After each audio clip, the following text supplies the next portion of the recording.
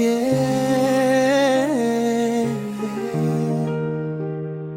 Kuna watu Mungu waleta kama malaika, na kwangu mimi ilikuwa ni neema.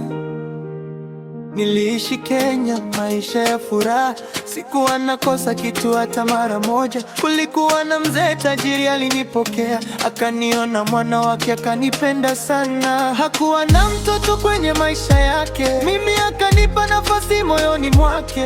Aliniita mwanangu mbele za watu, akaniahidi maisha yenye mwanga siku zote. Tukaishi vizuri bila shida la hofu, nikajiona dunia yote imejaa upendo. Lakini ghafla siku zikageuka giza, ajali ikamchukua baba mara moja. Maumivu yalinizidi, moyo ukapasuka, mama naye kwa presha kaondoka. Nikabaki mwenye huzuni, sina nguvu, nikajiona nimepoteza kila kitu. Baada ya kilio familia ikabadilika, wakaanza kunyambia niondoke pale nyumbani.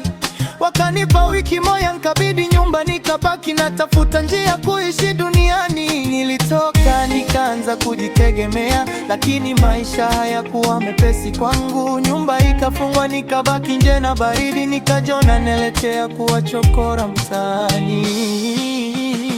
Asante neema, neema kwa kunisitiri wakati dunia yote iliniacha peke yangu.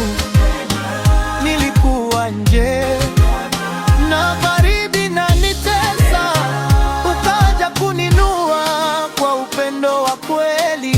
Asante neema, asante neema, asante neema, sitachoka kusema. Maana leo bado nasimama kwa rehema, bila wewe sijui ningekuwa wapi. Mungu akubariki milele kwa moyo wako. Siku moja simu ikawa tumaini langu, nikapata namba yako kwenye group la mbali. Nikakutafuta nikakwambia maisha yangu, nikakwambia nimefungiwa nyumba sina pa kwenda. Ulinisikia bila kunihukumu kamwe, ukauliza nalipa nyumba pesa ngapi. Nikakwambia ni $50 tu, ukusita ukanitumia nikafunguliwa nyumba. Tukaanza kung'ea kwa furaha na amani, nikapata tena sababu ya kuamini. Mpaka leo wewe ni msaada mkubwa, wewe ni baraka kwenye maisha yangu. Asante neema,